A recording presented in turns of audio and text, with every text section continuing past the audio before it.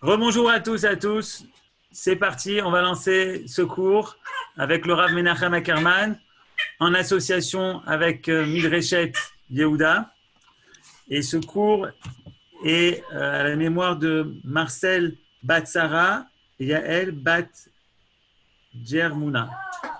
Voilà, bonne étude Et à comme nous j'ai tous. dit aussi, de Naomi Bat Rachel Gordin.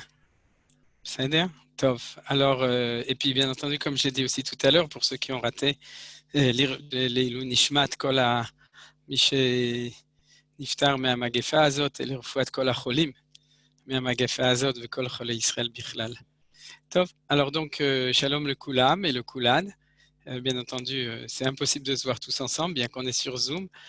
On va faire ce cours et le sujet de ce cours, donc, comme vous voyez dans le titre qui est en hébreu, il parle de la récolte de l'Omer et du conte de l'Omer qui est le lendemain de Pessah, qui a commencé le lendemain de Pessah. Et nous allons expliquer quel est le sens de cette chose-là, le fait que le conte de l'Omer et la récolte de l'Omer commencent le lendemain de Pessah. Alors pour tout ça, il faut peut-être expliquer un petit peu et ensuite poser quelques questions. Et puis après, pour ceux qui savent lire en ivrite la suite, bien entendu, je vais montrer que la récolte de l'Omer, en fait, c'est la fête de l'entrée en Eretz Israël. Alors pour tout ça, commençons par quelques explications et après ça aussi par quelques questions. Si vous avez, j'imagine que vous avez le texte devant vous comme moi. Donc on va commencer par la source numéro 2 que vous avez devant vous, dans Vaïkra, chapitre 23, versets 10 et 11. Bien entendu, s'il y a des gens qui ont des questions, des choses qui ne sont pas claires, vous pouvez envoyer par écrit, par chat, et Johan en principe les lira et me posera la question pour me permettre de ne pas avoir besoin de lire la question pendant que je suis en train de parler. Donc la question le point de base, c'est que nous avons commencé à compter l'Omer le lendemain de Pessah. Et c'est déjà en soi-même quelque chose d'étonnant. Pourquoi est-ce que nous ne commençons pas à compter l'Omer le soir du Seder? C'est vrai que quand nous étions en Galoute, et pour ceux qui sont encore en Galoute, on comptait le premier jour de l'Omer lors du deuxième Seder. Vous vous souvenez sûrement de ça, c'est que le deuxième soir de Pessah, on commençait à compter l'Omer. Mais en Eretz Israël, en fait, c'est le premier jour de Chol HaMoed, ce n'est plus un jour de fête. Et pourquoi est-ce qu'il y a ce décalage entre la fête de Pessah qui commence le 15 Nissan et le compte de l'Omer qui commence le 16 Nissan? C'est en soi-même une interrogation. Alors maintenant, pour bien comprendre les choses, il y a deux mitzvot qui sont liées entre elles et qui sont liées avec l'Omer. La première qu'on connaît tous, et on va commencer par celle qu'on connaît, c'est la source numéro 3. C'est le fait de compter l'Omer, c'est ce qu'on dit tous les soirs. Usfartem lachem, vous voyez, je pense que vous voyez les lignes ici. Usfartem lachem imachorat ha-shabbat, miyom aviachem et omer atnufa, sheva shabbatot mimiot tiena, ad mimochorat ha-shabbat ha-shviit, isperu chamishim yom, vikraftem mincha chadasha l'Adonai. C'est-à-dire, pour traduire en français, que nous devons compter, vous compterez, du lendemain du Shabbat, depuis le jour où vous avez amené l'Omer au temple, traduction libre, vous devrez compter 7 semaines entières, jusqu'au lendemain de la dernière semaine, vous compterez 50 jours, et à ce moment-là, on offre une mincha chadasha, une nouvelle offrande, la Hachem pour Akadosh Baruch Hu, et c'est le jour de Shavuot, qui est le 50e jour du compte de l'Omer. Donc il y a marqué clairement qu'il faut commencer à compter l'Omer du lendemain de la fête de Pessah, depuis le jour où où on offre au temple un sacrifice végétal qui s'appelle l'Omer lui-même, c'est-à-dire le Omer. En fait, la traduction du mot Omer, c'est une gerbe. Omarim, c'est des gerbes, et on faisait dans la nuit donc du 16 Nissan, on allait dans un champ, les shlichim, les envoyés du Beth Din, allaient dans un champ pour récolter cette gerbe qu'on amenait et qu'on offrait au Beth Amikdash le lendemain matin. Et donc, à partir de ce jour-là, nous dit la Torah, il faut aussi compter l'Omer. Ce compte que nous comptons et qui, en fait, si on traduit en français, on dirait c'est le compte de la gerbe. Voilà. Et donc, maintenant, en quoi c'est relié? C'est parce qu'il faut aussi lire de nouveau la source 2, qui est juste avant, c'est-à-dire c'est dans le même chapitre, c'est quelques versets avant. Tout simplement, entre les deux, il y a l'offrande de Shavuot qui apparaît que j'ai effacé. Il y a marqué comme ça, Daber el bnei Israël v'amarta lehem, ki tavo el haaretz, asher nani noten lachem uktsartem et ketzira, va'avetem et omer reshit ketzirchem el hakohen. C'est-à-dire, parle aux enfants d'Israël et tu leur diras, lorsque vous allez venir dans la terre que je vous donne, et à ce moment-là, vous récolterez sa récolte et vous amènerez cet omer, cette gerbe qui est le début de votre récolte, Reshit Ketzirchem, et la Kohen vers le Kohen, donc au Beth Amikdash, et le Kohen à ce moment-là, Venif et Omer, Lifne Hashem, il fait un acte d'offrande, on pourrait dire, devant Hashem, pour que ce soit agréé pour vous de ce Omer, Mimachorat Shabbat, le lendemain du Shabbat, le Kohen fera ça. C'est-à-dire, on a la même expression Mimachorat Shabbat qui apparaît deux fois. Une fois ici, je le mets en jaune, j'espère que vous verrez bien.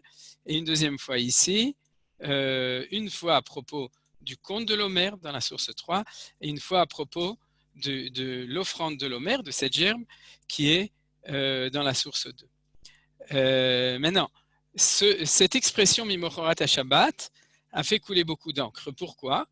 Parce que il n'y a pas marqué Mimochorat Pesach, il y a marqué Mimochorat Shabbat, le lendemain du Shabbat. Et de dire que Pessah s'appelle Shabbat, c'est pas si simple que ça. Et c'est pour ça que dans l'histoire juive, on était en confrontation avec les sectes ou les différentes sectes dans le peuple juif qui refusaient la Torah orale. Parce que dans la Torah orale, on nous a dit que le mot Shabbat veut dire Pessah, et c'est pour ça qu'on compte l'Omer et qu'on offrait l'offrande de l'Omer le 16 Nissan. Mais les Karaïtes, à une époque récente relative, et les Sadducéens, ce qu'on appelle les Tzedokim, les Sadducéens à l'époque du deuxième temple, refusaient cette interprétation et disaient qu'il faut amener le Korban, Shalom Menachem, je te vois, il faut amener le Korban de l'Omer le lendemain d'un Shabbat, un samedi. C'est-à-dire qu'en fin de compte, eux amenaient toujours le Korban de l'Omer et commençaient toujours à compter l'Omer un dimanche. Et du coup, Shavuot, c'était toujours aussi un dimanche. Si vous faites le compte, cette semaine plus une journée, ça fait que Shavuot tombait toujours un dimanche.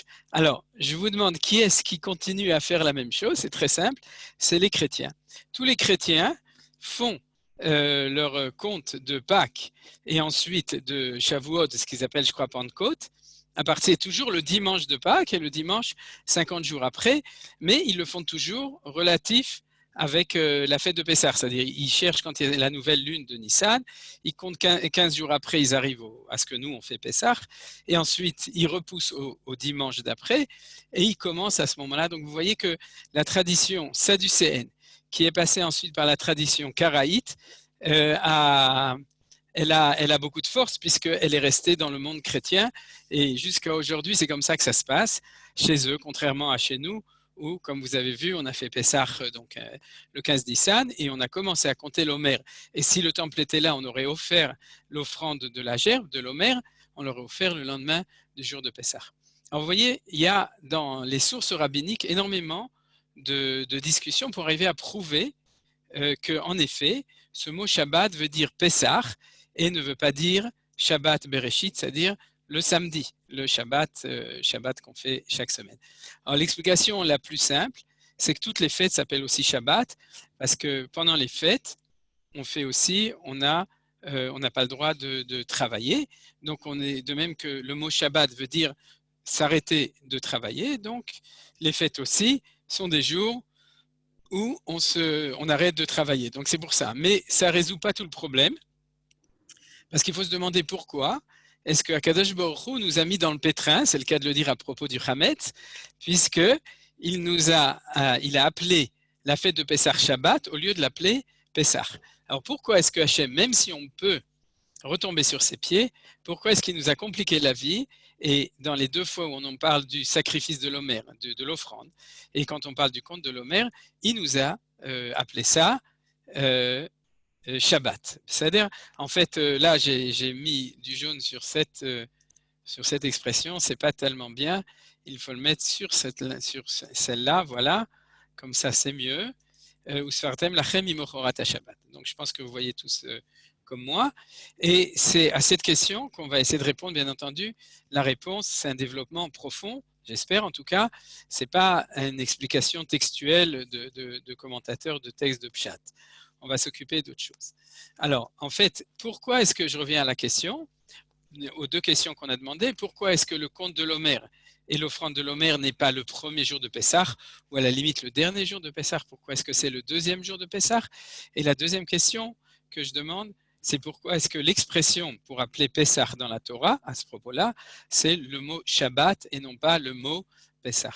Alors regardez, on va retourner à un autre verset dans la source numéro 1, qui est dans Shemot Perek Yud Bet Pasuk Tedvav, c'est-à-dire chapitre 12, verset 15 de l'Exode, de Shemot, où il y a marqué comme ça, à propos de la mitzvah d'éliminer le chametz. Alors vous savez qu'on a une mitzvah de brûler le chametz, d'éliminer de manière générale, et que cette mitzvah, on l'a fait avant Pessah, le 14 Nissan, vous vous souvenez, c'est-à-dire la veille de Pessah, le Pessah c'est le 15 Nissan, la veille de Pessah, on cherche le chametz 24 heures avant, le seder, et on le brûle le matin, avant midi d'après la Torah, avant 10 heures d'après les Chachamim, mais en tout cas on fait ce qu'on appelle biu chametz, c'est-à-dire qu'on doit faire disparaître le chametz.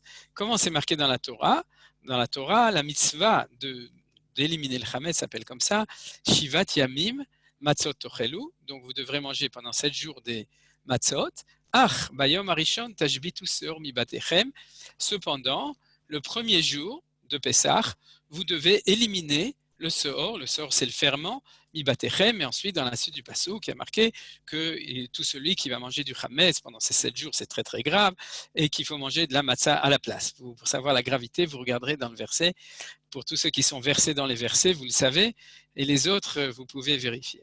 Mais en tout cas, il y a marqué que le premier jour de Pessah, tashbitu, il faut que le chametz, faire disparaître le chametz. Alors premièrement, remarquez que ce mot tashbitu, on va le mettre de nouveau en jaune, c'est le même mot que mimochorat à Shabbat. C'est-à-dire que quand la Torah nous a demandé de faire disparaître le chametz, elle a utilisé comme expression non pas brûler le chametz, annuler le chametz, elle nous a dit faites Shabbat du chametz. Ça veut dire quoi Shabbat? C'est comme le fait de Shabbat, c'est le non-travail, c'est-à-dire la disparition de l'activité le jour du Shabbat. Là, faites-le, mettez-le en grève, c'est-à-dire faites-le disparaître de chez vous à ce moment-là. Alors déjà ça, c'est une indication extrêmement importante qui nous permet de comprendre au niveau du Pshat pourquoi est-ce que Dieu a appelé Pessah le Shabbat. Parce qu'en fait, qu'est-ce qu'il voulait dire? Il nous a dit, vous devez commencer à compter l'Omer le lendemain du jour où vous avez éliminé le chametz. C'est-à-dire qu'on appelle ça le Shabbat non pas à propos de l'interdiction de travailler, mais à propos de l'interdiction de posséder du chametz. Dans la Shvita, la grève du chametz. Il ne faut plus qu'il y ait de chametz. Et ça fait référence donc à ce verset, ce verset 1 de Shemot qui dit Tashbitu seor mibatechem. Maintenant, pour encore mieux comprendre ça, il faut quand même faire une remarque que j'imagine que les auditeurs se demandent. En général, personne ne brûle son chametz le jour de Pessah. Donc, c'est-à-dire, il y a marqué ici, le premier jour de Pessah, vous devez faire disparaître votre chametz, et vous êtes d'accord qu'on le brûle, on le fait disparaître, on l'élimine la veille, on l'élimine le 14. Et pourquoi est-ce que dans la Torah, il y a marqué Ach Bayom Arishon, donc le premier jour, vous devez faire disparaître?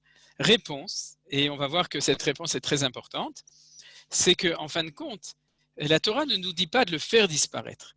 Elle nous dit que ce jour, c'est un jour du Shabbat du Chametz. De même, si on disait que le Shabbat, il faut être mashbit les melachot, ça ne veut pas dire qu'il faut arrêter de travailler le Shabbat, ça veut dire que le Shabbat, il faut déjà avoir fini de travailler avant l'entrée du Shabbat.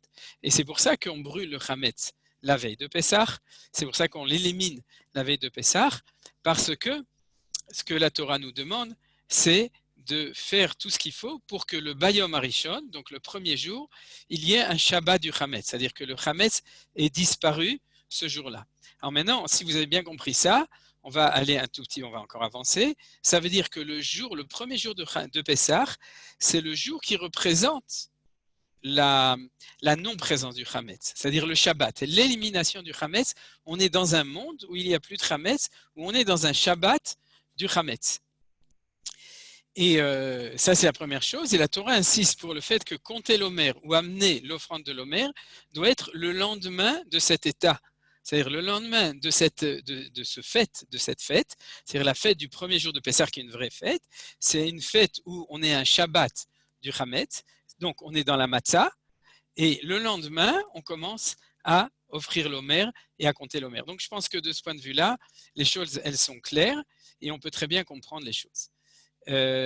Alors, pour bien comprendre, une fois qu'on a saisi cette chose-là, pour bien comprendre en fait l'idée, pourquoi est-ce que la Torah nous a fait les choses de cette manière, je vais arriver au titre, Chag HaKnissa La'aretz, pour l'expliquer, et une fois qu'on l'aura expliqué, on va trouver des sources ultérieures, c'est-à-dire des sources après dans la suite de la Torah, et ensuite dans le livre de Yehoshua, et ensuite dans Tehillim, qui vont nous établir cette chose, bien entendu avec l'aide de l'enseignement de Chachamim, mais je n'ai inscrit dans les textes d'études que les textes du Tanakh, le Mikra, et la Torah chez Be'al Peh, je vous la fais Be'al Peh pour ceux qui peuvent l'entendre comme ça.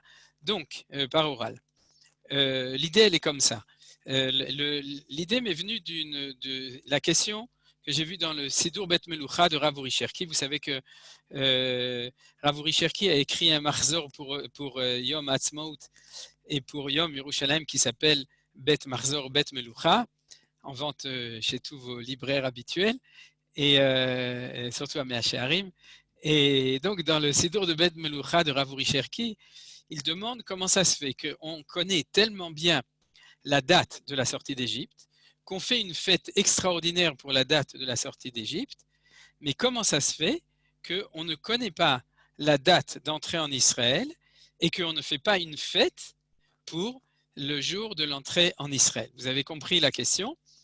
Ce serait imaginable, et ce serait même, on aurait bien voulu avoir une date qui est non pas seulement le fait d'être sorti d'Égypte, ensuite on sait qu'il y a la date de Shavuot du don de la Torah, mais de faire une grande fête pour le jour où le peuple juif avec Yehoshua bin Nun, Josué, après la mort de Moshe, sont rentrés en Eretz Israël, et on fait une grande fête pour l'entrée en Eretz Israël. Non seulement c'est une question, comment ça se fait qu'on ne le connaît pas, et on pourrait poser la question encore de manière plus forte, comment ça se fait a priori que la Torah, dans les Chamisha Chumshe Torah, il n'y a pas une mitzvah à ce propos-là. Alors, vous pourriez m'objecter que vu que l'entrée en Eretz Israël est après, elle était donc après la fin de la Torah, puisque la Torah s'arrête avec la mort de Moshe, alors comment ce serait possible? Mais ce n'est pas du tout un problème, puisque la Torah, dans le livre de Dvarim, nous décrit de manière très précise qu'est-ce qu'il faut faire au moment où on passe le Jourdain. On doit monter jusqu'à Shrem, faire une alliance, etc. C'est-à-dire que la Torah aurait très bien pu dire, le jour où vous rentrerez en Israël, vous ferez une grande fête, et cette date, vous devez rentrer à telle date, etc. On aurait même pu imaginer que la Torah nous fixe la date, et qu'à ce moment-là, tout va bien. Alors ça, c'était la question. La réponse, en fait, c'est ça que je vais vous donner aujourd'hui. Je pense qu'il y a des gens qui ont d'autres réponses, mais la réponse que je vais vous proposer, c'est que le jour de l'Omer, le premier jour de l'Omer, c'est lui le Yom Ha'atzmaut de l'entrée en Eretz Israël à l'époque de la Torah. C'est à l'époque du Tanakh. On connaît la fête, on pourrait dire de l'entrée en Israël de notre temps, c'est le 5 Iyar qu'on va fêter Bezrat Hashem bientôt par Zoom. Et on connaît aussi la date de la fête pour l'entrée en Eretz Israël à l'époque du deuxième temple, ce qu'on appelle Shivat Zion. Elle se trouve dans le livre de Ezra. Et si dans la Torah, s'il y a eu une fête pour l'entrée en Eretz Israël dans la Torah, eh ben c'est cette fête-là. C'est cette fête qui s'appelle le Mochorat HaShabbat. Alors, on aurait pu imaginer que Hachem aurait voulu que le jour de l'entrée en Eretz Israël ou de la fête soit conjointe avec le jour de la sortie d'Égypte. Ça aussi, ça serait arrangé. On aurait été content. Ça nous aurait permis de faire d'une pierre deux coups, en fait, c'est-à-dire de faire les deux choses en même temps. Mais on va voir que si Akadosh Baruch Hu a fait les choses de cette manière, c'est que d'une certaine manière, il tenait d'un côté à juxtaposer les deux, c'est-à-dire à nous bien faire comprendre qu'il y a un lien extrêmement profond entre la sortie d'Égypte et l'entrée en Eretz Israël. C'est évident, je n'ai pas besoin de l'expliquer. C'est ce qu'on a vu dans le cours à propos du cinquième fils et à propos de Tsé, à propos de la dernière partie de la Haggadah dans le cours que j'ai fait sur le 5e fils, et d'ailleurs on va le re-rencontrer aujourd'hui. Donc il y a un lien très profond entre les deux, mais ce que Akadosh Baruch Hu nous a dit, c'est qu'il faut malgré tout les lier, mais les différencier. C'est-à-dire on a 2 jours qui sont juxtaposés l'un après l'autre, fête de sortie d'Égypte le 15 Nissan, fête d'entrée en Eretz Israël le 16 Nissan. Alors ça explique aussi pourquoi est-ce que la question a été posée et que si on avait eu le temps de laisser les nombreux participants, j'imagine qu'on aurait eu d'autres réponses pertinentes à cette question-là et peut-être d'autres propositions de dates. Mais la raison sans doute pour laquelle on a perdu la mémoire de ça, c'est parce qu'on a perdu la mémoire de cette fête du Hadash, qui était cette fête du premier jour de l'Omer. Est-ce qu'elle existait à l'époque du Temple? Oui. C'est marqué dans la Mishnah, dans Masechet Menachot, quand on nous parle de l'offrande de l'Omer, on nous dit comme ça. Je ne sais pas si vous savez, maintenant je vous explique. Il y a un issour, une interdiction dans la Torah qui s'appelle l'interdiction de Hadash. Hadash, c'est la nouvelle récolte. On n'a pas le droit de manger de la nouvelle récolte de cette année jusqu'au jour de l'offrande de l'Omer, jusqu'au moment où l'offrande de l'Omer a été amenée au temple. De notre temps, comme il n'y a pas le temple et il n'y a pas l'offrande, on est obligé d'attendre jusqu'au surlendemain, c'est-à-dire jusqu'au soir. C'est-à-dire pendant tout le 16e jour de Nissan, c'est-à-dire le premier jour de Chol HaMoed Pessah, on n'a toujours pas le droit de manger de la nouvelle récolte qui a poussé, mais après la sortie de la nuit, donc dès qu'on compte le 2e jour de l'Omer, on a le droit de manger de la nouvelle récolte, ce qu'on appelle le Chadash Tvua Chadasha. Mais à l'époque du temple, c'était pas comme ça. On attendait que l'offrande soit faite au temple, et la Mishnah nous dit qu'une fois dans tous les marchés de Jérusalem, Shvakim Shebirushalayim, tous les marchands avaient déjà préparé énormément de choses faites avec cette nouvelle récolte, des pop, non pas de corn, mais des pop blé ou des pop juifs, c'est-à-dire des pop toutes sortes de grains de blé ou de grillés, de céréales grillées, ou bien de farine, de fleurs farine qui venaient d'être prêtes, ou bien des gâteaux kasher le Pessah, bien entendu, qui étaient faits avec cette farine. Et tout était recouvert.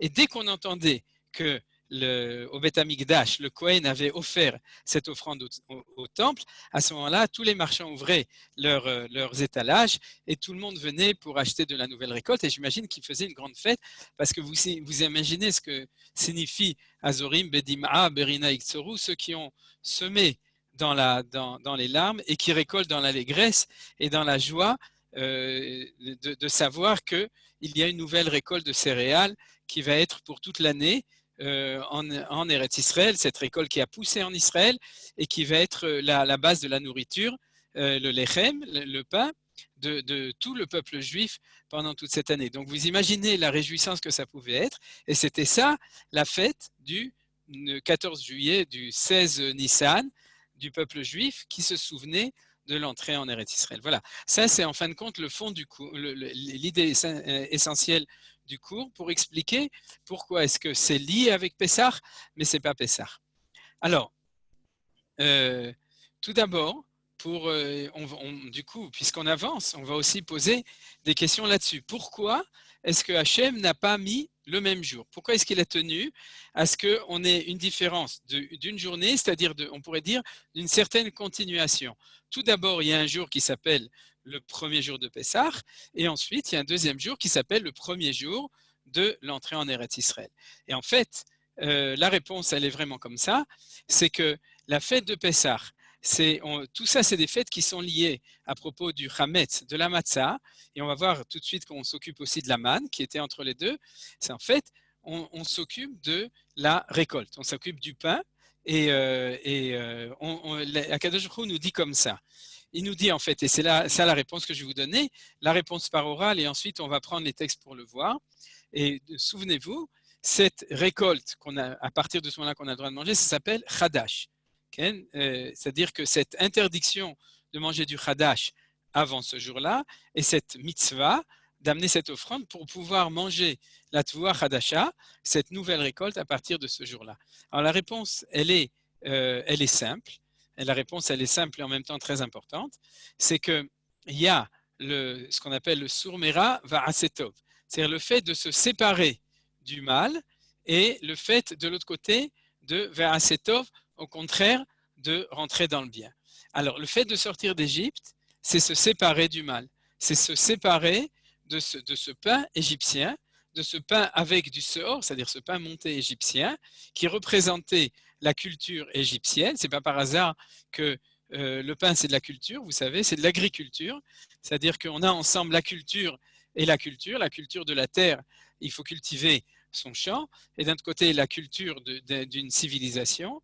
Et lorsque nous sommes sortis d'Égypte, en fin de compte, on est passé d'une civilisation à un néant, on pourrait dire, le néant du fait qu'on est en négation de cette ancienne civilisation de laquelle on sort et à laquelle on renonce.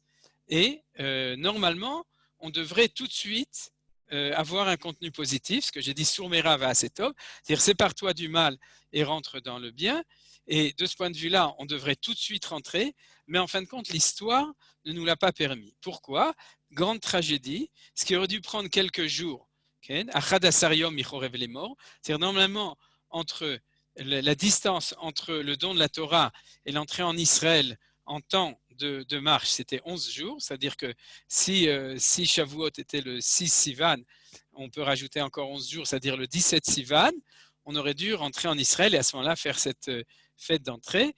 Et qu'est-ce qui s'est passé? 40 ans dans le désert à cause de la faute des explorateurs. C'est-à-dire on a une espèce de vide de 40 ans et on va voir tout à l'heure que c'est en effet, d'un certain point de vue, c'est une période très belle puisque c'est la période où on a appris toute cette Torah que Dieu nous a donnée pendant les 40 ans dans le désert. Mais d'un autre côté, c'est une période de vide qui crée un espace énorme de 40 ans entre l'événement de la sortie d'Égypte, qui est le fait de sortir d'Égypte, et l'événement de l'entrée en Israël, qui est un événement positif de pouvoir entrer en Israël. Et c'est la raison pour laquelle, en fait, puisque c'est deux événements différents, que Hachem a tenu à ne pas les confondre dans le même jour. C'est-à-dire, il les a juxtaposés. Il a dit, un jour tu sors d'Égypte, le lendemain tu rentres en Israël. Alors, dans l'histoire, ça a pris 40 ans, mais dans la réalité, on va voir que c'est un verset du livre de Yoshua, dans la réalité, c'est 40 ans plus un jour. Et lorsque, dans les années suivantes, on a une mitzvah de se souvenir des choses, Hachem tient à nous enlever ces 40 ans pour les réunir de nouveau, mais l'un à côté de l'autre, les juxtaposer, 15 Nissan, 16 Nissan, sortie d'Égypte, entrée en Eretz Israël. Alors vous allez voir que du coup, de ce point de vue-là, l'expression de Shabbat prend tout son sens. Pourquoi?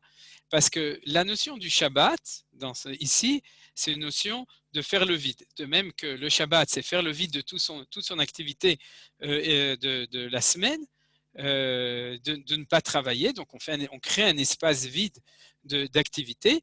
De même ici, on crée un espace vide de ce sort, de cette civilisation égyptienne, qui était celle qui nous remplissait complètement. Il faut vider tout ça pour pouvoir donner un nouveau contenu, et qui est le contenu du fait de cette entrée en Eretz Israël.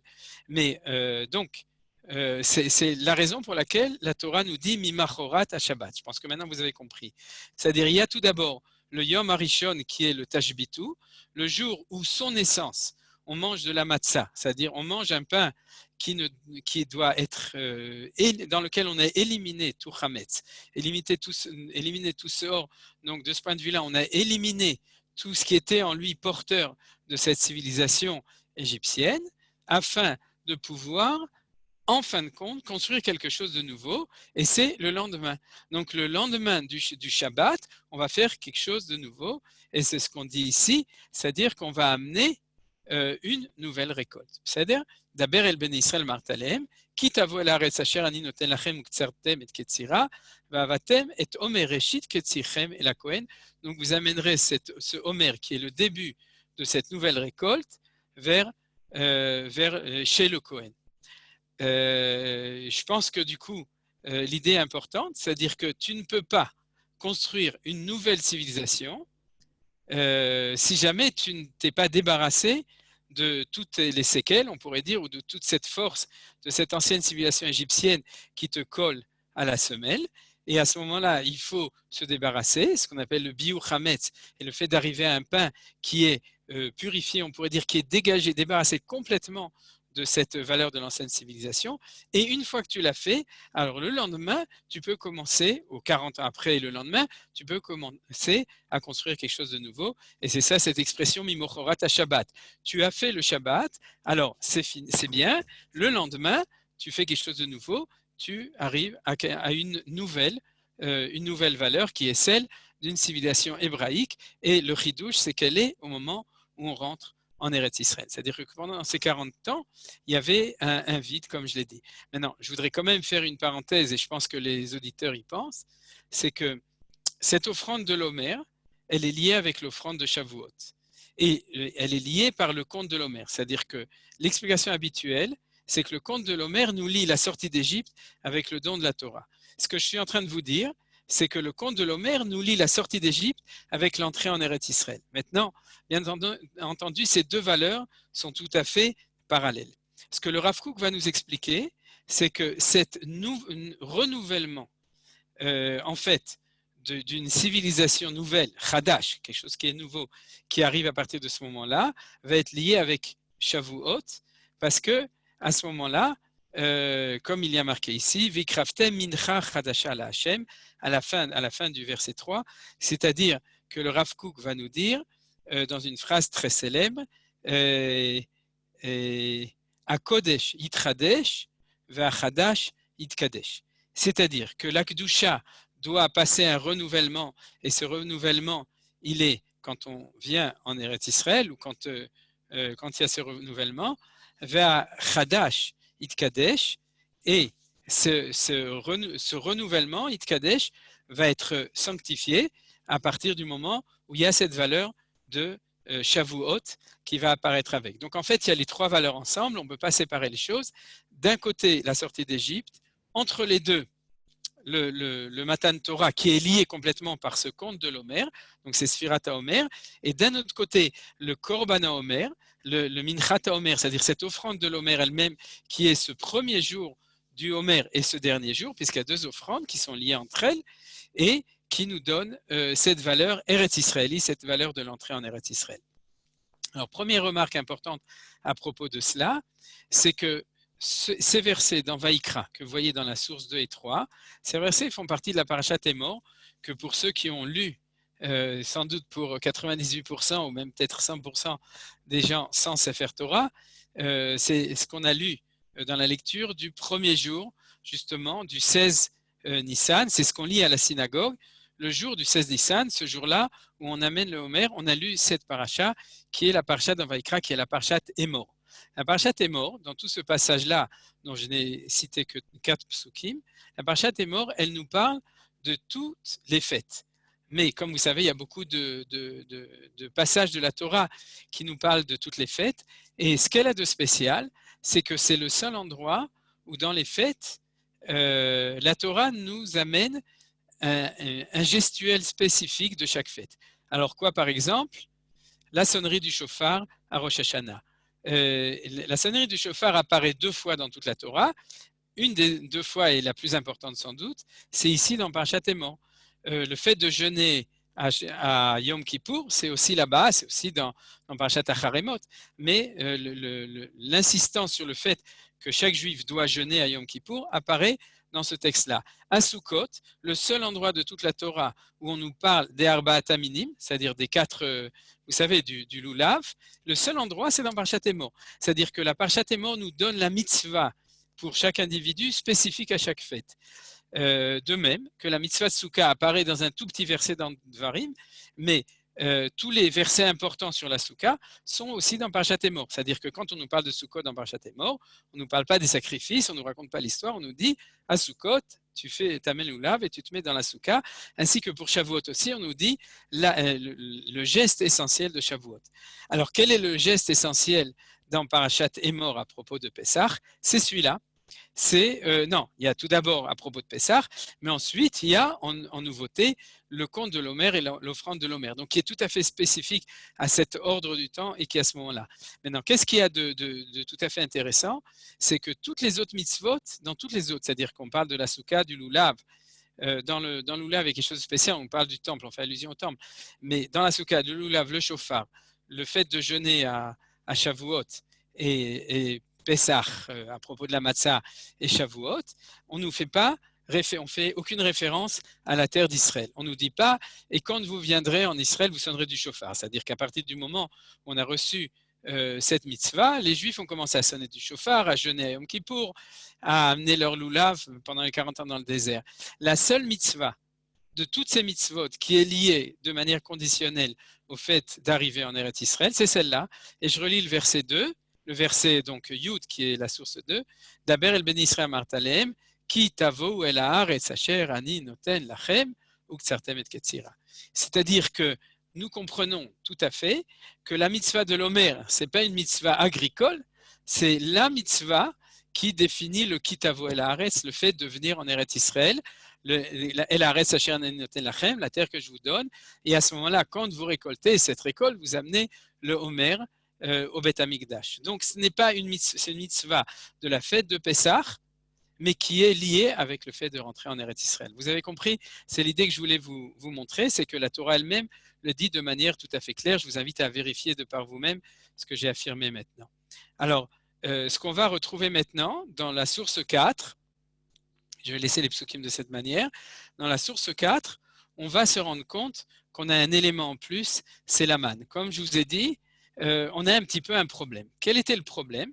Le problème, c'est qu'entre notre matzah, qui est le Shabbat du Hametz, et entre notre nouvelle récolte, qui est le Chadash, qui est celle en Eretz Israël, il y a eu 40 ans entre les deux. Et qu'est-ce qui fait le lien historique? Eh bien, ce qui a fait le lien historique entre les deux, c'est la manne. Regardez ce que dit le pasuk dans Parshat Beshalach à propos de la manne.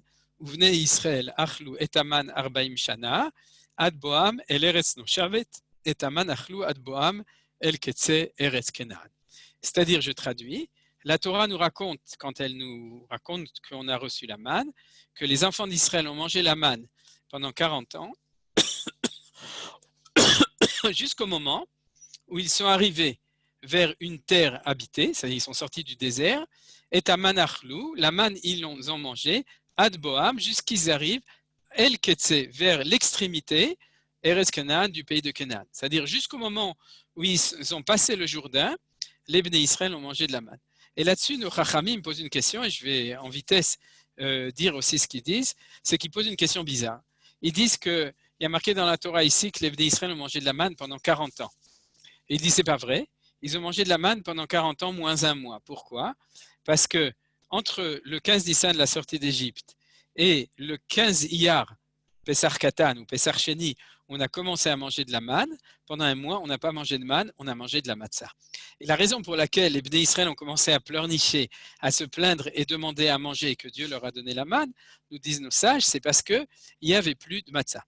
Et ils nous disent que pendant les 30 jours après la sortie d'Égypte, Bnei Israël achlou et acharara asher yotziu mimitzrayim, c'est-à-dire que les enfants d'Israël ont mangé la matzah qu'ils avaient sorti d'Égypte. Ils avaient fait des provisions, ils avaient prévu un tioul d'un mois, ils n'avaient pas pensé qu'on resterait enfermé tellement longtemps, donc ils avaient prévu 30 jours de nourriture. Et la matzah leur a suffi pour 30 jours, et le 15 Iyar, donc un mois après, ce qu'on appelle Pessah Sheni, il n'y avait plus à manger, ils se sont plaints, et Akadosh Baruch Hu, c'est ce qu'on raconte à la fin de Beshalach, Akadosh Baruch Hu leur a dit, il n'y a pas de problème, à partir de maintenant, vous recevez de la manne. Et donc, la question de la Gemara, c'est comment est-ce que la Torah peut affirmer qu'on a mangé pendant 40 ans de la manne, alors qu'on a mangé de la manne pendant 40 ans moins un mois. Donc, c'est un grave problème. La vérité, c'est que l'insistance de Chachamim sur cette question est un petit peu bizarre, parce qu'en général, Miksat Hashana Kekula, c'est-à-dire que si jamais il y a 40 ans moins un mois, ça fait 40 ans, on arrondit. Dans toute la Torah, on a l'habitude de faire. Mais là, les Chachamim avaient l'intention, malgré tout, de parler de quelque chose, d'une idée qui est plus profonde. Donc, qu'est-ce qu'ils ont dit? Ils ont dit que la matzah que nous avons sortie d'Égypte avait le goût de la manne. C'est-à-dire que ce qu'on a goûté dans la matzah, je vous conseille d'essayer de retrouver le goût de la manne dans votre matzah chez vous à la maison. Je ne sais pas si vous y arriverez, mais avec beaucoup d'imagination, c'est possible. C'est-à-dire, si on pense au sens de la matzah, à ce moment-là, on peut trouver cette connotation. Mais en tout cas, c'est une idée extraordinaire. C'est-à-dire que ce pain de liberté, il a le même goût que le goût de la manne. C'est-à-dire c'est un goût extraordinaire, puisqu'on sait que la manne avait tous les goûts possibles, etc. C'est-à-dire puisque c'était du pain divin, c'était Amotzi lechem min hashamayim, c'était pas Amotzi lechem min haaretz, c'était du pain qui tombait du ciel. Et donc, c'est pour ça qu'ils nous disent que l'affirmation des 40 ans, elle est exacte. On a mangé de la manne pendant 40 ans, puisqu'on a mangé de la matzah qui avait le goût de la manne pendant un mois, et ensuite, pendant 40 ans moins un mois, on a mangé de la manne. Donc, cette idée est une idée qui est très importante et qui nous ramène aussi au développement qu'on est en train de faire, puisque cela signifie que pendant que cette manne, c'est le pain qui fait le lien entre le pain de la sortie d'Égypte, qui est ce pain du Shabbat, c'est-à-dire ce pain sans Seor, sans Chametz, et le pain qu'on a commencé à manger quand on est arrivé, on a passé le Katsé Eretz Kenan, l'extrémité du pays de Canaan. Je le fais aussi en jaune pour que ce soit clair. Vous voyez, c'est-à-dire que la Torah nous dit clairement, c'est pas compliqué. Tu sors d'Égypte, tu te débarrasses du Chametz de l'Égypte, tu commences à manger de la matzah, tu manges la matzah un mois, ensuite il n'y a plus de matzah, tu manges pendant 40 ans de la manne, tu finis manger de la manne, et à ce moment-là, tu passes à la nourriture d'Eretz Israël. Donc, en fin de compte, si vous voulez, le point de liaison entre le 15 Nissan et le 16 Nissan qui nous manquait, parce que réellement pour nous, c'est 2 jours, mais dans l'histoire, il y avait 40 ans de parenthèse entre les deux, eh bien, ce point de liaison, c'est la manne qui nous a liés entre les deux. En effet, la Torah nous dit Lonitna Aman, dans ma Sechet, et la Gemara dit dans ma Sechet Yoma, et là, Lonitna Torah, et là, le Ochle Aman. C'est-à-dire que la Torah n'était donnée qu'à ceux qui ont mangé de la manne. L'idée est simple, c'est-à-dire que cette manne, elle nous a permis pendant 40 ans d'étudier la Torah, d'apprendre la Torah, de recevoir la Torah de Dieu, et je pourrais dire d'avoir la science infuse, puisque avec la manne qu'on mangeait, on recevait la Torah qui descendait du ciel, puisque la manne elle-même descendait du ciel. Donc il y avait dans la manne, dans cette nourriture, il y avait la spiritualité absolue de la sortie de la révélation du Sinaï qui était dedans. Alors vous voyez, donc on a 3 stations. Première station, Matzah. Deuxième station, la manne, qui est reliée avec la Torah. Et troisième station, la récolte d'Eretz Israël, qui est celle qui est notre valeur spéciale du fait quand on rentre en Eretz Israël. Alors venez, s'il n'y a pas de questions, je vais rajouter encore un tout petit point qui est très intéressant, c'est que dans le livre de Dvarim, on nous dit qu'il y a une mitzvah de manger de la matzah pendant 6 jours. Dans le Parashat Re'eh, il y a marqué Sheshet Yamim Tochal Matzot. Et nos Chachamim sont tombés à la renverse parce que dans tous les autres psukim de la Torah, tous les autres versets, il y a marqué Shivat Yamim Tochal Matzot. Par exemple, ici dans la source 1, il y a marqué Shivat Yamim Matzot Tochelu. Donc vous voyez, et comment ça se fait qu'il y a un verset dans Re'eh, dans le livre de Dvarim, qui nous dit Sheshet Yamim Tochal Matzot. Réponse de Chachamim, une des réponses, vous connaissez peut-être d'autres réponses. Shiv'a mina yashan, shisha mina chadash. C'est-à-dire que de la récolte, l'ancienne récolte, on en mange pendant 7 jours à Pessah, de la matzah, mais de la nouvelle récolte, on ne peut manger de la matzah que pendant 6 jours, puisqu'on n'a pas le droit de manger de la nouvelle récolte le premier jour de Pessah. Alors, qu'est-ce que veut nous dire la Torah par là, et ce que nous expliquent les sages? Et d'ailleurs, ce n'est pas par hasard que ce verset-là est dans Deutéronome, dans Dvarim, qui est le livre qui parle aux enfants d'Israël qui vont rentrer en Eretz Israël.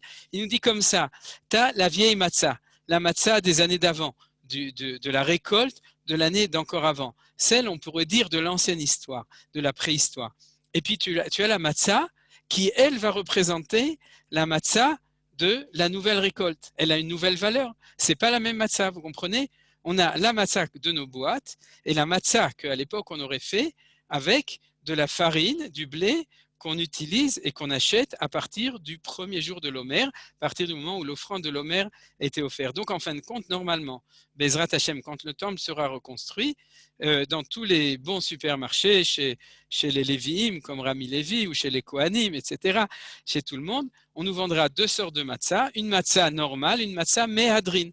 Quelle sera la matzah méhadrine? La matzah qui sera faite avec la nouvelle récolte qui nous donnera le goût du Hadash, c'est-à-dire de la nouvelle civilisation, de la nouvelle récolte, de l'histoire, de la mémoire de la rentrée en Eretz Israël à cette époque. Vous voyez?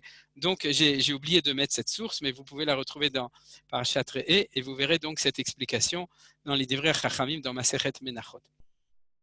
Alors maintenant, on a vu tout ça, on va voir le texte qui appuie ce que je suis en train de dire dans le livre de Yoshua. Vous voyez, dans la source 5, on a ici l'histoire de ce qui s'est passé. Alors, on va lire uniquement le premier verset pour que je vous raconte l'histoire, et on va passer aux versets qui sont importants pour nous, et ensuite on verra que ça nous permet d'éclairer énormément d'éléments de l'entrée en Eretz Israël. Puisque comme je vous ai dit, si nous avons compris que la valeur du lendemain de Pessah, c'est la fête de l'entrée en Eretz Israël. Donc, l'événement historique tel qu'il est raconté, il faut ouvrir le livre de Yoshua, le livre de Josué, et dans ce chapitre 4, Josué Perek Dalet, où on nous raconte en effet cet événement qui nous permettra ensuite de comprendre le lien entre ça et la manière dont la Torah l'a fixé, comme je vous l'ai dit, avec la fête du premier jour de l'Omer.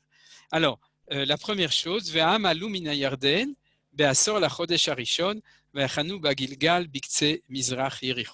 c'est-à-dire que la Torah nous raconte qu'il y a eu un grand miracle qui était le passage du Jourdain. Nous avons gardé comme toujours la mémoire de la sortie, au moment de la sortie d'Égypte, du passage de la mer morte, mais ici c'est la mer vivante, c'est le Jourdain, c'est l'eau qui nous fait vivre, et donc c'est pas la mer morte, c'est la mer rouge, excusez-moi, c'est le passage de la mer rouge, mais ici c'est un deuxième miracle qui était, d'après le témoignage de la Bible, du Tanakh, qui était de même envergure et aussi grand, c'est le miracle du passage du Jourdain. Comment ça s'est passé? Exactement, plus ou moins de la même manière. C'est-à-dire que quand les Bnei Israël, ce 10 du mois de Nissan, Dieu leur a demandé de rentrer en Eretz Israël, ils ne sont pas passés par le pont de Allenby, mais l'eau du Jourdain s'est arrêtée en amont, c'est-à-dire du côté nord. L'eau s'est arrêtée et comme au moment du passage de la mer Rouge, il y a un miracle que l'eau s'est amoncelée en amont, c'est-à-dire il y a eu comme un mur d'eau, et en aval, l'eau a continué à couler jusqu'à la mer Morte de manière libre, et donc il y a eu un passage à Gué, comme disait Manitou, un passage à Géoula, et c'est à ce moment-là qu'on est passé à sec à l'intérieur du Jourdain, et c'est ce que la Torah nous raconte. Donc ça s'est passé, Ve'am alu mina Yarden, le peuple est monté du Jourdain, Be'asor la chodesh harishon, le 10 du premier mois, et l'année de la sortie de l'entrée en Israël, c'était une année comme la nôtre, une année où il y avait tellement plu, c'est ce que dit le livre de Yoshua, que le Jourdain était complètement plein. C'est-à-dire, Olé al-Gedotav, il débordait complètement, donc c'était impossible de passer dans le Jourdain à pied en soulevant uniquement ses pantalons, etc. Donc, vers Hanou Bagilgal, Bikse, Mizrach, Yericho, donc le 10 Nissan, ils ont campé dans le Gilgal à l'extrémité à l'est, extrémité est de la région de Jéricho. Alors, on va revenir sur tous ces psukim après, mais on va arriver directement, parce qu'il faut aussi qu'on tienne compte du temps du cours. Donc, on arrive directement au verset Yud. Vous voyez ici le verset 10, où il y a marqué comme ça. Vayachanu bnei Israël bagilgal, vayasu et Pesach be'arba'asar yom lachodesh, ba'erev be'arvot Yericho. C'est-à-dire que 4 jours après avoir traversé le Jourdain, tout était bien calculé. Akadosh Baruch Hu leur a demandé de traverser le Jourdain avant Pessah, et il fallait 4 jours. Pourquoi? On va voir pour 2 raisons. La première raison, elle est marquée ici dans le texte avant, c'est qu'ils ont fait la mila, c'est-à-dire la circoncision, à tout le peuple, on va le voir tout de suite. Et il fallait attendre 3 jours pour qu'ils se remettent sur pied. Et donc, ils sont passés le 10, ils ont fait la mila, et le 14, ils étaient sur pied pour pouvoir amener le Korban Pessah, et le 15, faire la fête de Pessah. Donc, c'était une fête de Pessah toute particulière. Comme je vous ai dit, c'est cette fête de Pessah de l'entrée en Eretz Israël. Donc c'est un Pessah historique, comme il y a marqué ici. Ve'achanu bnei Israël bagilgal. Les enfants d'Israël donc ont monté leur campement à Gilgal, là où ils ont fait la circoncision de tous les enfants, de tous le peuple. Ve'ya'asu et Pessah. Et ils ont offert le Korban Pessah, Barba Asar Yom Lachodesh. Donc le 14 Nissan, Erev, l'après-midi, je traduis librement, Bervot Yericho, dans les plaines de Jéricho. Donc ça, c'est la fête de Pessah. Il y a fait Me'od, donc vous voyez, ils ont fait le Seder le soir. On passe au verset 11. Vayochlu me'avur haaretz mimochorat Pesach matzot vekaluy be'etzem hayom hazeh. Alors donc, je vous donne une explication. Ce verset, il y a deux explications. Je vous donne celle qui correspond au cours que je suis en train de donner. Et qu'est-ce qui a marqué dessus? C'est qu'ils ont mangé de la récolte du pays, Mimochorat à Pessah, le lendemain de la fête de Pessah, Matzot vekalouy, des matzot, comme bien entendu vekalouy ou bien des pop blé, Be'etzem hayom hazeh, ce jour-là lui-même. Alors regardez, parce que ce verset-là, excusez-moi une seconde juste, ce verset-là, il nous montre que les enfants d'Israël ont fait ce que je vous ai raconté. C'est-à-dire, ils ont accompli ce que la Torah nous disait. Je continue le cours, hein. Maman, je continue le cours juste. Alors, je le fais comme ça. Voilà, maintenant, je laisse sur téléphone. Donc, ils ont, vous voyez, ils ont mangé de la récolte du pays. Vayochlu me'avura haaretz. Je vais le mettre en jaune pour que ce soit bien clair. Mimochorat à Pesach be'etzem hayom hazeh. Voilà, je le mets en jaune pour que ce soit bien clair. Vous voyez, c'est-à-dire que le livre de Yoshua nous dit clairement ce qui s'est passé. Le lendemain de Pesach, ils ont mangé be'etzem hayom hazeh. Ce jour-là, ils ont mangé la récolte me'avura haaretz, c'est-à-dire la récolte du pays. Pour ceux qui sont un peu plus, qui se souviennent d'un verset que j'ai oublié de mettre au-dessus, quand elle nous parle de l'interdiction de manger de l'ancienne récolte, de la nouvelle récolte, elle nous dit Velechem, vekali, vecharmel, lotochlu ad etzem hayom hazeh, ad yom aviochem et omer atnufa. C'est-à-dire du pain, matzot, vekali et des blés grillés, vekarmel, c'est encore autre chose. Vous n'avez pas le droit de manger. Ad aviachem et omer atnufa, jusqu'au jour où vous amenez l'offrande du Homer.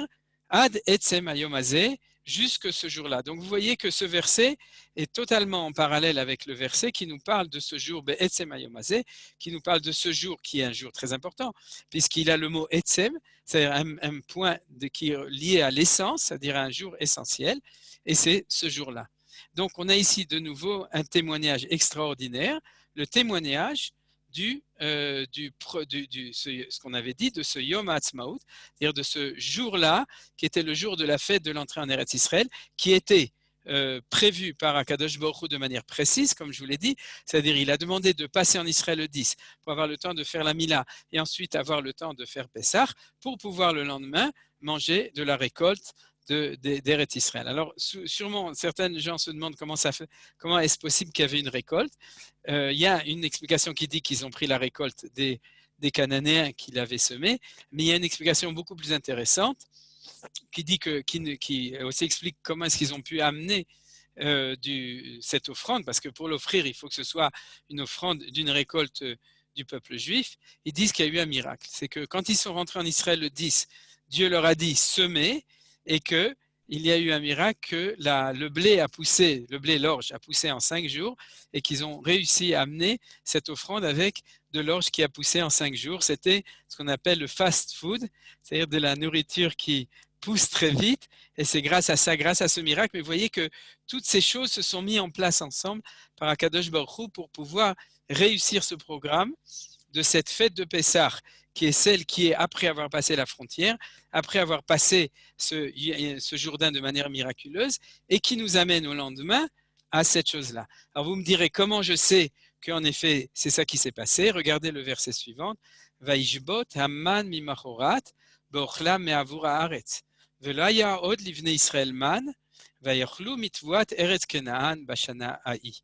C'est-à-dire qu'on nous dit que la manne vaishbot, regardez le mot est intéressant, la manne a été shavat, on retrouve la même expression, il n'y a plus eu de manne mimochorat, on retrouve la même expression mimochorat, vous voyez c'est toujours la même chose, c'est-à-dire ce lendemain de Pessah, le jour du début de l'Omer, la manne a fait Shabbat, beochla me'avura haaretz, quand ils ont mangé de la récolte du pays, velo haya od livnei Israël man, ils n'avaient plus de manne parce qu'ils n'avaient plus besoin de manne. Ils ont mangé de la récolte du pays d'Eretz Israël, Bashanaï. Donc, je pense que si on lit ces psukim et on n'aura pas le temps de tout étudier, c'est-à-dire le lien avec le fait d'avoir fait la Brit Mila, on n'aura pas le temps aujourd'hui de le faire, je pense. On va voir l'heure, puisque je vous ai raconté qu'ils ont fait la Brit Mila, c'est les versets qui étaient avant. Mais en tout cas, ce qu'on voit de manière très claire, c'est que ce passage extraordinaire qui avait été prévu dans la Parashat Beshalach, où on nous avait dit que les enfants d'Israël ont mangé de la manne pendant 40 ans jusqu'ils arrivent à l'extrémité du pays de Canaan, El Ketzer es Canaan. Et donc dans le livre de Yoshua, on nous le dit très clairement que quand ils sont rentrés en Eretz Israël, alors la manne, miraculeusement d'ailleurs, nos Chachamim nous disent que c'était un énorme miracle, la manne s'est arrêtée à ce moment-là parce qu'on n'avait plus besoin de la manne et qu'on passait le flambeau de la manne à la récolte de Eretz Israël. Alors là, je voudrais rajouter quelque chose de très important, c'est que dans ce passage-là, entre la manne et la récolte d'Eretz Israël, on a un enseignement extrêmement important. Et bien entendu, dans la Midreshet Yehuda, quand on enseigne les enseignements de Manitou, on ne peut pas ne pas toujours revenir à cette idée essentielle. C'est-à-dire que la sortie d'Égypte, c'est sortir d'Égypte. C'est sortir de l'exil d'une civilisation étrangère. Mais comme j'ai dit, et le contenu positif, c'est quoi ta civilisation? Et en fin de compte, pendant 40 ans, quand on mangeait de la manne, on mangeait du pain, on était nourri au biberon par Akadosh Baruch Hu. Alors ça nous a fait le plus grand bien, on a appris toute la Torah. Mais on n'était pas vraiment indépendant. On n'était pas vraiment sorti d'Égypte. Parce que sortir d'Égypte, c'est pas être dans un monde d'une espèce de serre, c'est-à-dire un incubateur dans lequel on est nourri par Dieu, on est abreuvé par Akadosh Baruch Hu avec le Be'er Miriam, où on est logé par Dieu avec les Hanan et Kavod. Mais la réussite du projet de Akadosh Baruch Hu, c'est tu sors d'Égypte, tu reçois la Torah et tu réalises ta Torah sur ta terre en tant que nation. Et réaliser sa Torah, c'est non pas manger du pain qui tombe du ciel, mais Amotzi Lechem Min Haaretz, c'est manger du pain qui pousse de notre terre, qu'on a planté nous-mêmes, qu'on a semé nous-mêmes, qu'on a récolté nous-mêmes, Breshit Ketzirchem, et dont on reconnaît le fait que c'est la terre de Hachem, la terre où il y a la Kedusha, et que la Kedusha pousse avec le blé qui pousse sur cette terre. Et c'est ça la mitzvah du Homer. C'est-à-dire la mitzvah de Homer, c'est arrêter de passer du stade de la sortie d'Égypte, de la dépendance, on pourrait dire embryonnaire, pendant les 40 ans d'Égypte, pendant les 40 ans du désert, dans lequel on était dans une espèce d'incubateur où on a reçu de manière infuse la présence de Akadosh Baruch Hu. Mais à un moment, Akadosh Baruch Hu, il nous dit, c'est fini, les explorateurs, vous avez compris, vous avez purgé votre peine de 40 ans, maintenant vous rentrez en Eretz Israël, vous semez votre propre récolte, vous la récoltez, vous la mangez, et c'est ça la plus grande fête. Pourquoi c'est la plus grande fête? Parce que c'est la fête où la Kedusha, au lieu d'être une Kedusha qui descend du ciel, c'est la Kedusha, comme disait Rav Kook, ce qu'on appelle la valeur de Kodesh Kodashim. D'ailleurs, c'est lié avec Shir Hashirim, puisque c'est Kodesh Kodashim. Le Kodesh Kodashim, c'est la valeur d'une Kedusha, chez Bateva, de la Kedusha qui est dans la nature. Eh bien, cette fête, c'est la fête du premier jour de l'Omer. C'est la fête du lendemain de Pessah, du lendemain du Shabbat, c'est celle où Dafka, c'est la manne qui fait Shabbat. Vous voyez? C'est-à-dire, le lendemain, Mimochorat, c'est la manne, qui était celle qui était liée avec le premier jour de Pessah. Elle fait Shabbat, on n'a plus besoin de manne, on a la récolte du pays, et on va chercher la Kedusha dans la récolte de notre pays. Alors, si vous vous permettez, on va donc terminer le cours avec la suite, la fin des versets ici, et on va s'arrêter ici pratiquement. Tu peux allumer la lumière. Toutes les lumières. Donc, on va voir ces versets. Regardez. Les versets qui sont juste tout de suite après sont des versets un petit peu obscurs et il commence à faire nuit, donc je vais faire un peu de lumière dessus. Il y a marqué comme ça. Vayi biyot Yoshua biricho, vaïsa ena vayar veine ish omed lenegdo, vecharvo shlufa beyado, vayelech Yoshua ela vayomerlo, alanu ataim letzarenu. Je traduis.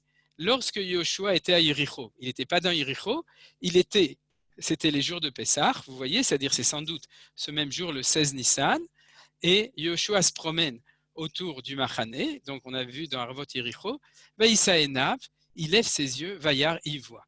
Et qu'est-ce qu'il voit? Il voit un homme qui est en face de lui et qui se trouve avec son épée qui tient Shlufa Biyado, qui tient dans sa main une épée qui est sortie, son glaive qui est sorti.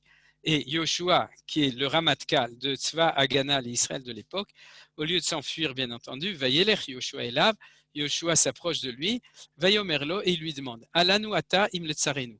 Est-ce que tu fais partie de Tsahal ou est-ce que tu fais partie de Tzva Hagana la Hamas, c'est-à-dire de l'armée de nos ennemis? Il lui demande, est-ce que tu es soldat de chez nous ou est-ce que tu es soldat de l'autre côté? Et alors vous allez voir la réponse. Vayomer, donc ce soldat-là lui répond, Lo, ni l'un ni l'autre, qui ani sar tzva Hashem atabati. Je suis le Ramatkal, le chef d'état-major de l'armée de Dieu. C'est-à-dire que c'est un ange. Il est descendu du ciel et il dit dans tout le parlement de tous les anges de Dieu, il y en a un qui s'occupe de faire la guerre et ce qu'on appelle le sar tzva Hashem. Vous comprenez? C'est-à-dire que de même que Yoshua Binoun, lui, il est le tzva, sar tzva et Am Israël, c'est le Ramatkal, le chef d'état-major.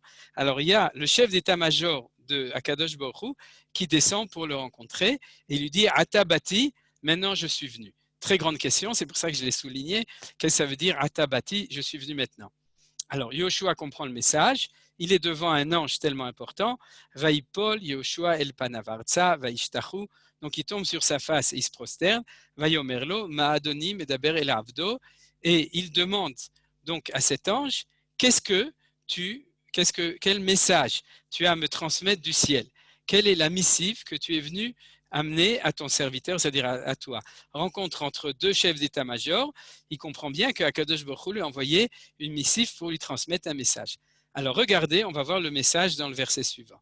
Vayomer, donc l'ange lui répond, Sar tzva Hashem el Yoshua. Donc il lui répond, Shal na'alecha me'al raglecha. Enlève tes chaussures de tes pieds, qui a makom asher ata omed alav kodeshu vayas Yoshua ken, car la terre, l'endroit sur lequel tu te trouves, alav, dessus kodeshu, il est saint, vayas Yoshua ken, et Yoshua a fait ce qu'on lui avait dit, il a enlevé ses chaussures, il s'est prosterné et tout le monde a cru qu'il était musulman. Eh bien, pas du tout. Yoshua est un bon hébreu et il a fait ce que l'ange lui a dit, il a enlevé ses chaussures et pour savoir que l'endroit sur lequel il était, c'était un endroit qui était Kodesh. Alors, vous imaginez qu'après, il y a d'autres psukim qui vont nous livrer ce qu'a dit l'ange. Eh bien non, pas du tout. L'ange n'a rien dit d'autre de plus que ça. C'est une énigme extrêmement importante et c'est pour ça que les Chachamim, dans la Gemara, dans Masechet Megillah, Dav Gimel ou Dalet, ils parlent de cette énigme. Qu'est-ce que ça veut dire? Que l'ange qui vient, il dit tout d'abord Atabati, je viens d'arriver, et il lui dit enlève tes chaussures parce que l'endroit sur lequel tu es, c'est une terre sainte. Alors sans entrer dans les détails de la Gemara, puisque le cours est fini, l'explication que je vous donne, elle est très simple. Elle est tellement simple qu'elle coule de toute l'étude qu'on a fait aujourd'hui. La Gemara nous dit que Yoshua avait un petit problème. En fait, je vais le traduire de cette manière. Comme tout le monde, comment passer de la civilisation des 40 ans dans le désert où on était dans le Kodesh, dans la sainteté de la manne, à passer dans la sainteté de la terre d'Eretz Israël. Eh bien, le problème était, la Gemara l'explique, mais en tout cas, l'ange lui dit, Atabati, je suis venu maintenant. C'est-à-dire, c'est maintenant que je suis venu, parce que jusqu'à maintenant, c'était une autre anaga, c'était une autre manière dont Dieu dirigeait le monde. Ça, c'est le Kabbalah. Mais en tout cas, il dit que jusqu'à maintenant, pendant 40 ans dans le désert, Dieu nous a dirigés d'une certaine manière. Et l'ange annonce à Yeshua, t'inquiète pas, maintenant je suis venu. C'est le moment où on est arrivé. Et c'est à partir de maintenant, c'est moi qui m'occupe de tout ça. Et quel est l'enseignement que j'ai à te donner? Très simplement, sache que ce que tu dois apprendre, c'est à trouver la Kedusha sur la terre elle-même. Et c'est pour ça qu'il lui dit, enlève tes chaussures et sens par tes pieds eux-mêmes la Kedusha du pays d'Eretz Israël. Et c'est ce qu'il lui dit, Ki amakom asher ata omed alav kodeshu. La sainteté se trouve pas seulement sur le mont Sinaï, elle se trouve pas seulement dans la Torah qui était mangée par ceux qui ont mangé de la manne, mais la sainteté se trouve sur la terre d'Eretz Israël et dans le blé qui pousse et l'orge qui pousse en Eretz Israël. Et c'est ce blé qu'on offre le premier jour de l'Omer et ce qui montre l'idée qu'on a développée aujourd'hui. Donc pour terminer, qu'il y a deux événements essentiels, la sortie d'Égypte, la rentrée en Eretz Israël, le 15 Nissan, le 16 Nissan, le 15 Nissan, Pessah, la fête de Pessah, le Seder, et le 16 Nissan, début du compte de l'Omer et offrande de l'Omer. Voilà. Alors pour terminer, je vais vous montrer que dans le Pérec, le chapitre de Teilim que nous disons dans le Hallel, David Amelech a bien mis en rapport ces deux choses, la sortie d'Égypte et la rentrée en Eretz Israël, quand il nous parle de la mer Rouge, en même temps avec le Yarden, Betset Israël Mimitzraim Bet Yaakov Me'am Loez, Haïta Yehuda le Kocho Israël Mameshelotav, Ayam Rav Ayanos, Ayardem Isov Leachor. C'est-à-dire d'un côté, il y a le passage de la mer Rouge, alors on va le faire en rouge, et de l'autre côté, il y a l'entrée en Eretz Israël, Ayarden Isov Leachor, et ça on va le faire en vert, comme le blé qui est encore vert, et c'est ça que nous chantons quand nous chantons le Hallel.